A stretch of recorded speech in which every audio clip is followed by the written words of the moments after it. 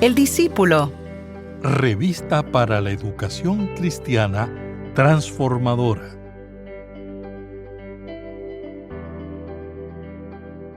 ¿Sabías tú que entre los reyes de Israel se distingue Josías porque se percató del riesgo que significaba para la salud de Israel haber olvidado celebrar la fiesta de la Pascua e hizo todos los preparativos para reanudarla al estilo de los tiempos gloriosos de David y Salomón? En la clase de hoy consideraremos la importancia que tenía celebrar la Pascua para el bienestar y la permanencia del pueblo de Israel. La Pascua evocaba la presencia de Dios en la vida del pueblo de Israel, así como la intervención de Jehová en la liberación de su esclavitud en Egipto. Mi nombre es el reverendo Luis Felipe Ramos Román, pastor asistente en Evangelización y Educación Cristiana, y te invito a que juntos participemos de esta experiencia educativa. El discípulo. El discípulo. Una revista para la educación cristiana transformadora. Mis queridos hermanos y hermanas, que el Señor les bendiga en este día. Qué bueno una vez más compartir con ustedes la palabra del Señor. Y en este día vamos a estar trabajando la lección número 4 titulada Josías celebra la Pascua. Y estaremos utilizando como texto bíblico el libro de Segunda de Crónicas, capítulo 35, los versículos del 1 al 6 y luego los versículos 16 al 19. Y el texto áureo para esta lección se encuentra en Segunda de Crónicas, capítulo 35, el versículo número 1, que lee de la siguiente manera. Josías celebró la Pascua a Jehová en Jerusalén y sacrificaron la Pascua a los 14 días del mes primero.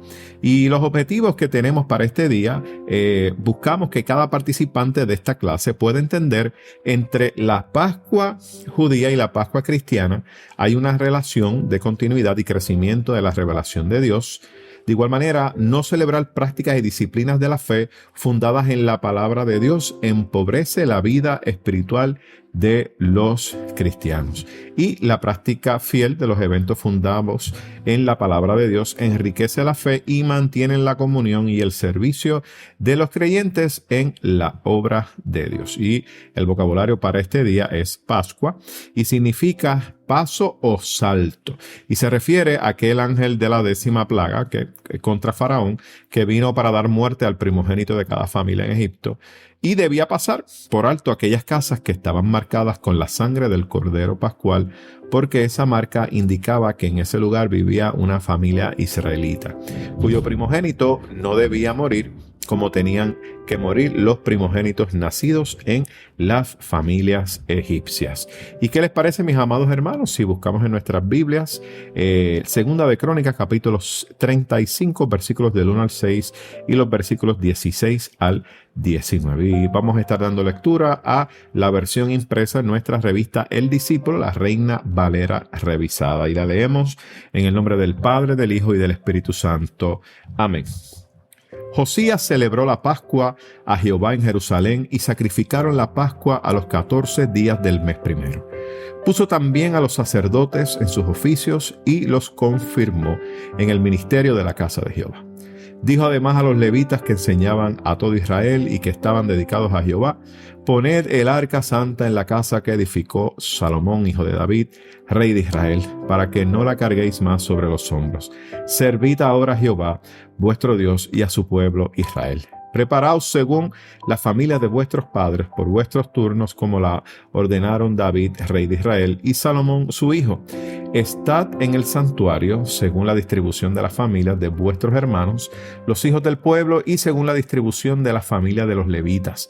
Sacrificad luego la Pascua, santificaos y preparadla para que vuestros hermanos puedan cumplir la palabra de Jehová dada por medio de Moisés. Así se organizó aquel día todo el servicio de Jehová, para celebrar la Pascua y para sacrificar los holocaustos sobre el altar de Jehová, conforme al mandamiento del rey Josías. Los hijos de Israel que estaban allí celebraron en ese tiempo la Pascua y la fiesta solemne de los panes sin levadura por 7 días. No se había celebrado una Pascua como esta en Israel desde los días del profeta Samuel, ni ningún rey de Israel celebró la Pascua tal como la que celebró el rey Josías. Los sacerdotes y los levitas, todo Judá e Israel, que allí se hallaban presentes juntos con los habitantes de Jerusalén.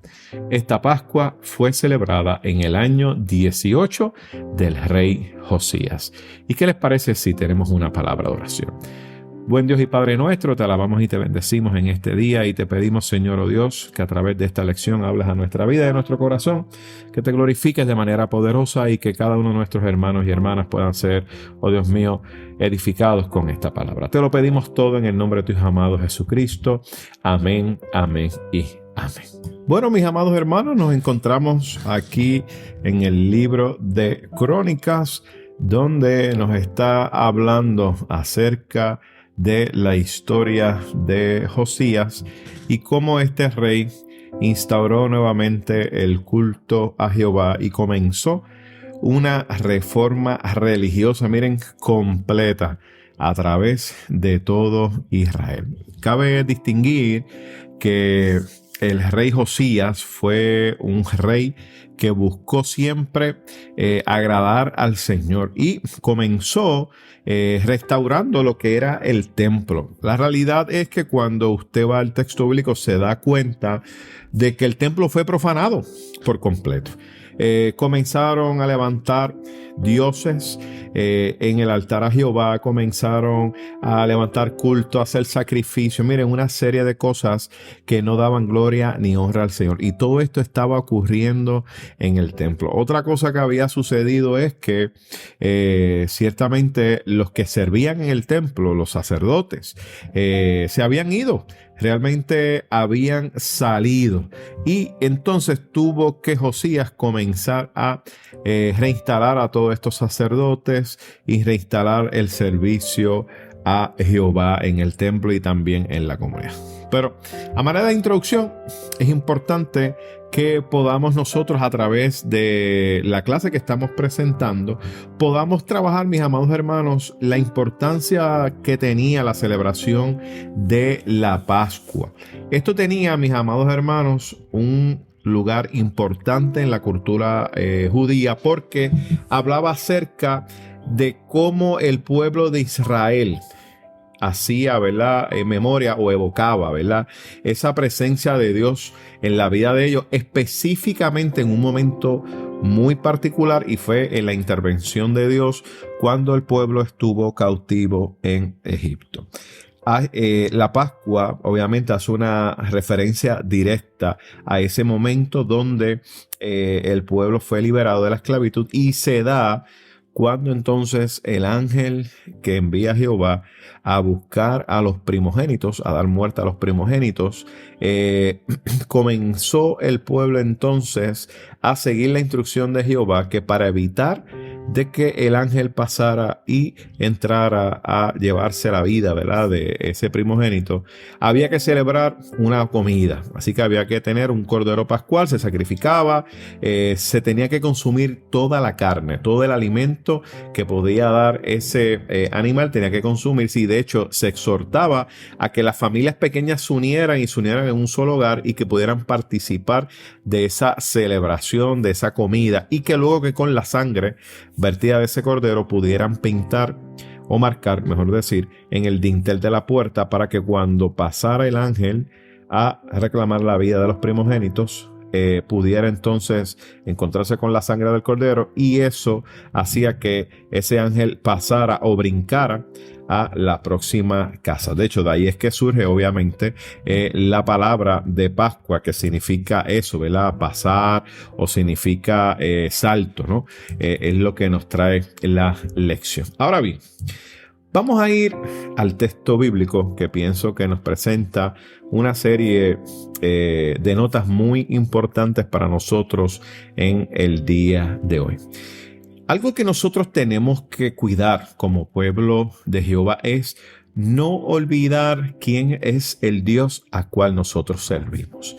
Y esto, mis amados hermanos, usted puede decir, pero pastor, ¿cómo eso es posible? Bueno, mis amados hermanos, la historia bíblica nos enseña que eso fue lo que pasó con el pueblo. El pueblo olvidó quién era el Dios a cual ellos servían. Y miren, pasó de la manera más sutil de lo que usted pueda imaginar. La realidad es que el pueblo en ese momento, ¿verdad? Muchos de estos hombres y mujeres del pueblo de Israel no sabían cultivar bien la tierra que se daba allí en Israel, porque era una tierra seca, un poco arenosa, y ellos estaban acostumbrados a las tierras que se daban allá en Egipto, donde había mucha agua, y estaban más acostumbrados a eso.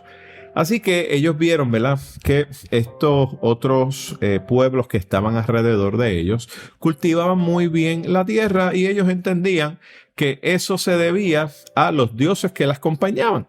Así que poquito a poco los hijos de Israel comenzaron entonces a levantar altares en los montes dándole adoración, ¿verdad? Y era algo que era normal y usar en ese tiempo, el asunto, ¿verdad?, de ser pueblo que adorara a muchos dioses o politeístas, ¿verdad?, que es como se conoce. Pero ¿qué está pasando?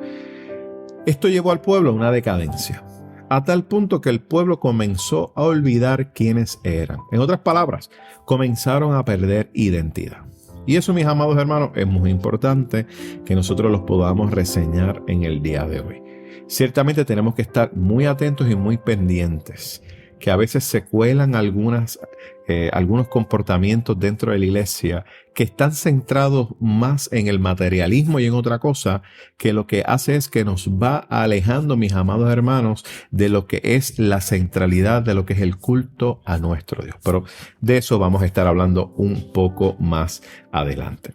Ciertamente el libro de Segunda de Crónicas nos hace una referencia directa a lo que es el capítulo 12 del libro de Éxodo, donde nos dice cómo es que se tenía que hacer todo este proceso, ¿verdad?, de cómo se sacrificaba el cordero, cómo se tenía que guardar, cómo se tenía que comer, lo que se tenía que hacer esa misma noche, todos los preparativos, el asunto de reunir las familias pequeñas, y que planteaba también, ¿verdad?, que se tenía que marcar todo el dintel de la puerta como una señal de que allí estaba viviendo una familia judía. Y ciertamente esto es una clara referencia al libro de Éxodo, capítulo número 12. Pero de igual manera, esta imagen es la misma, ¿verdad?, que se presenta a través de Cristo, ¿verdad? Donde Cristo, cuando se sienta con los discípulos junto a la mesa en esa última cena, los invita, ¿verdad?, obviamente a tomar la copa, que significaba aquella sangre que iba a ser derramada en la cruz, y también,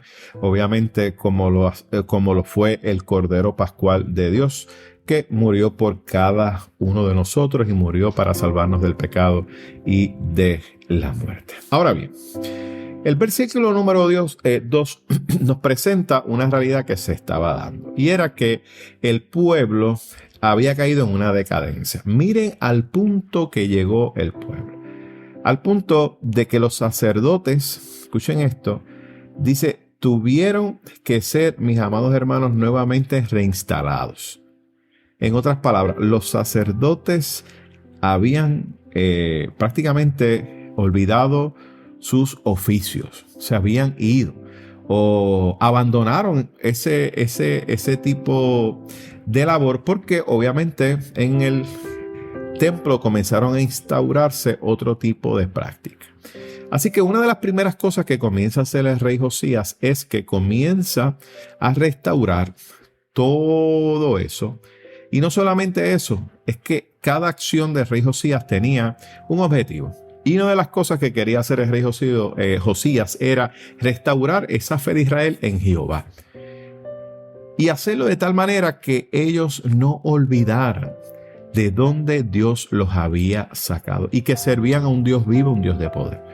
La realidad es que el pueblo estaba atravesando por una crisis bien difícil. No olvidemos que el reino del norte ya estaba conquistado. Pasaron algunos años, ¿verdad? Nos dice el texto bíblico que luego del reinado de Josías pasaron algunos años, y sabemos la historia donde el imperio babilónico llega, destruye toda Jerusalén, destruye todo y destruye el templo.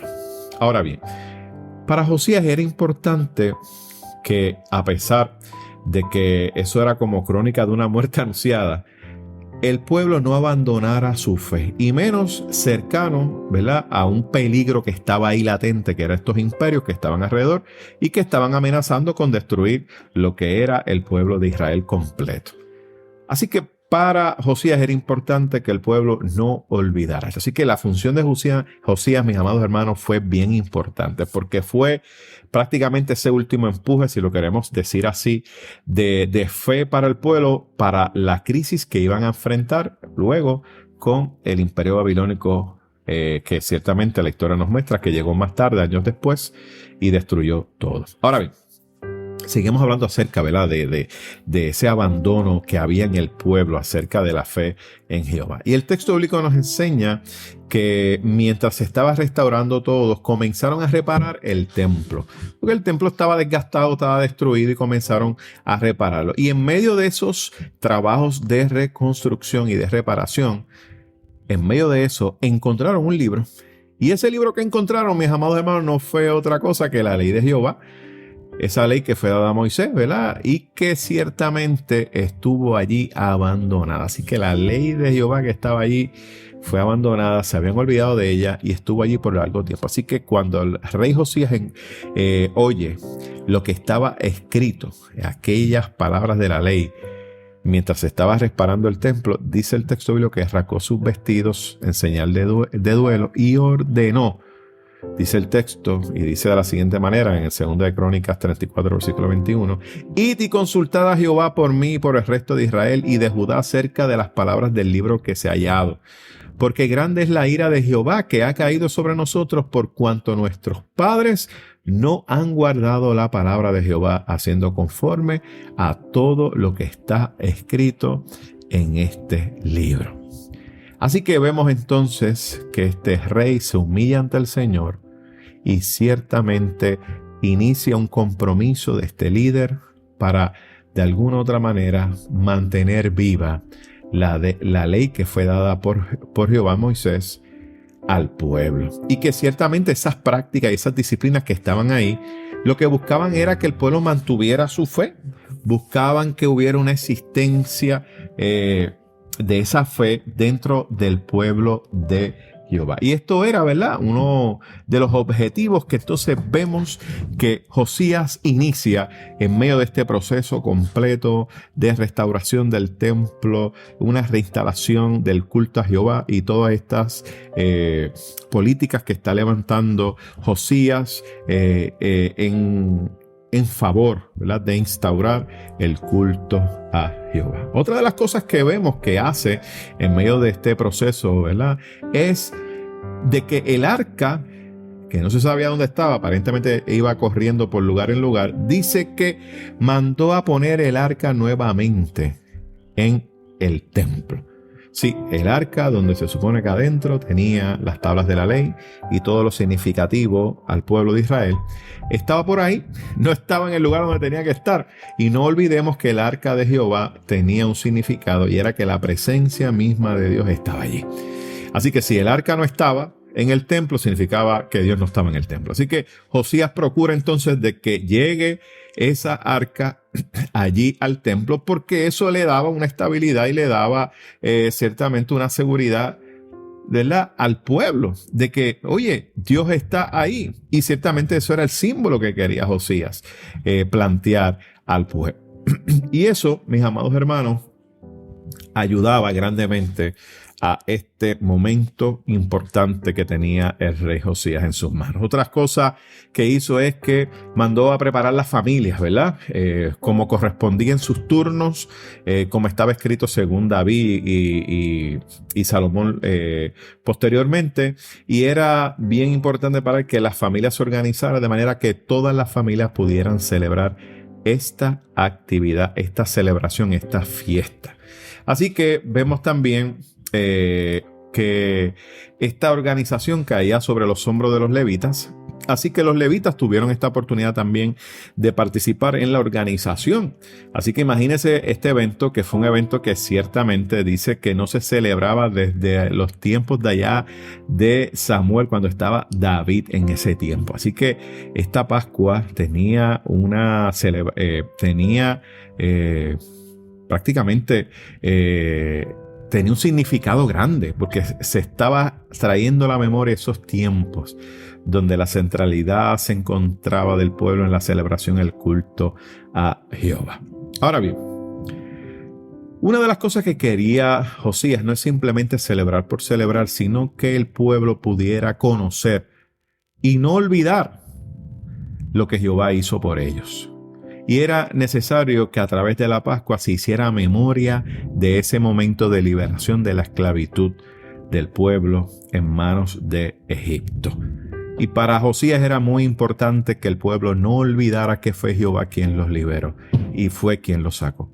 Tomando en consideración que ciertamente esta disciplina espiritual o esta celebración los ayudaría. Miren, quizás esto no estaba en la mente de Josías aún, pero estas celebraciones fue lo que ayudó al pueblo a que siglos después no olvidaran, a pesar del cautiverio que tuvieron en Babilonia, quién era el Dios que le acompañó aún en medio. Así que miren cuán importante todo esto que está haciendo Josías y cómo Dios tuvo misericordia del pueblo, que mis amados hermanos ciertamente hizo a través de Josías una función hermosa para que el pueblo pusiera nuevamente su mirada en Jehová.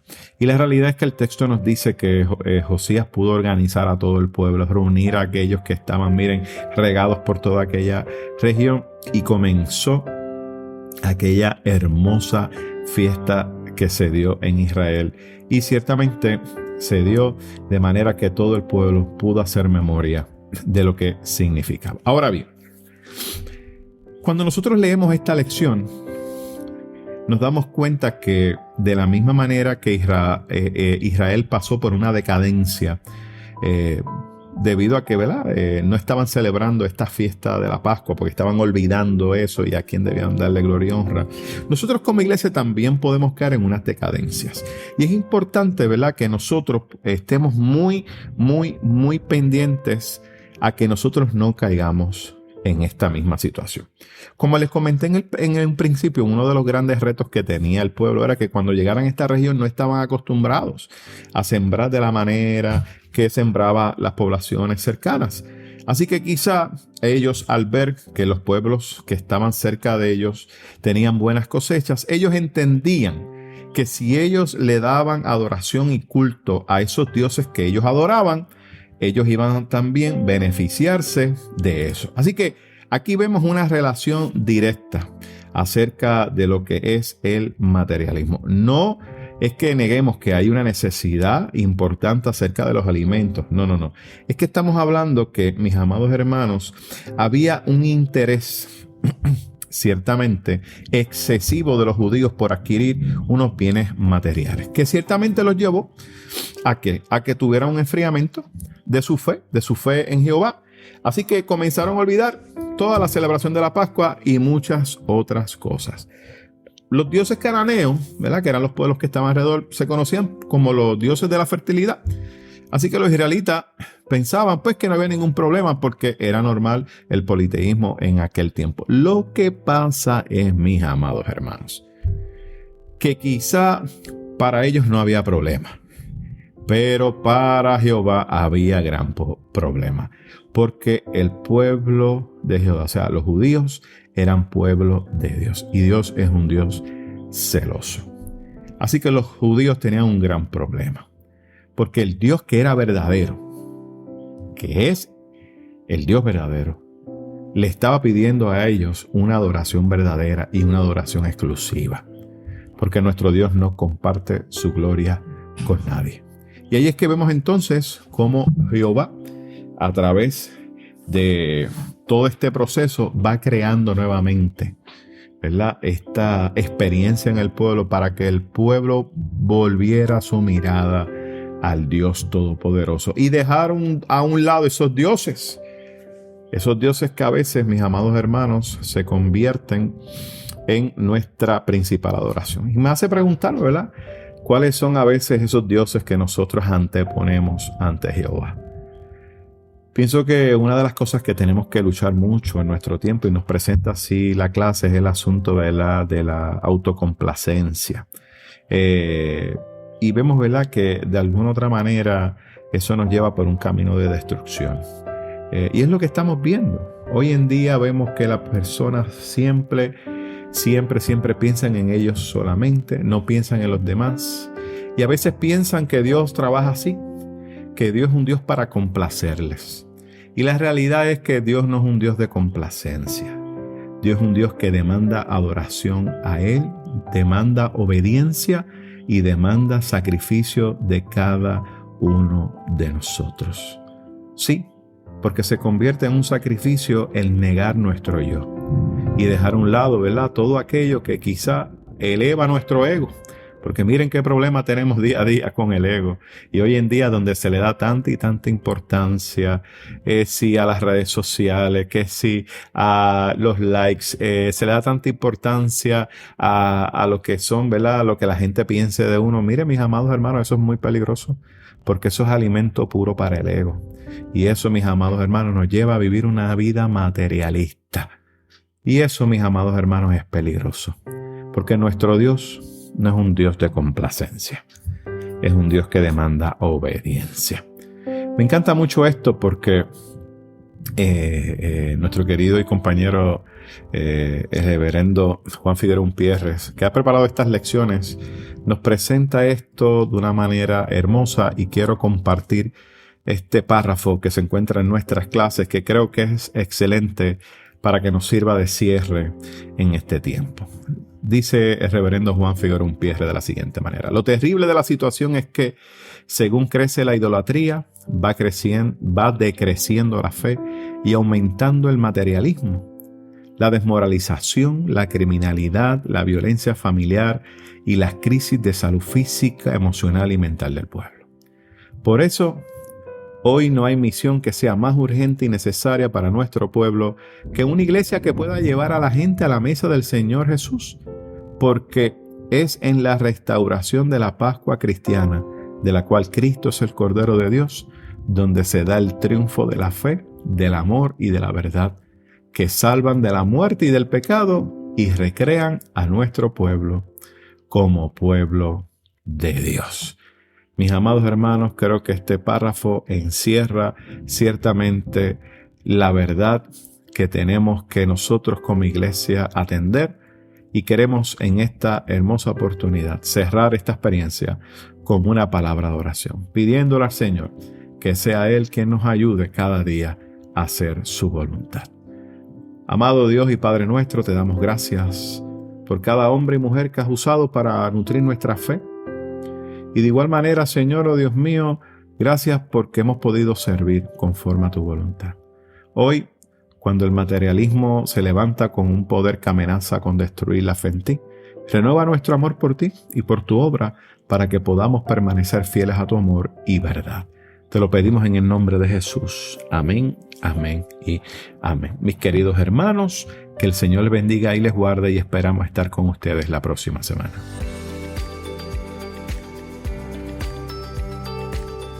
Gracias por escuchar El Discípulo. Revista para la Educación Cristiana Transformadora.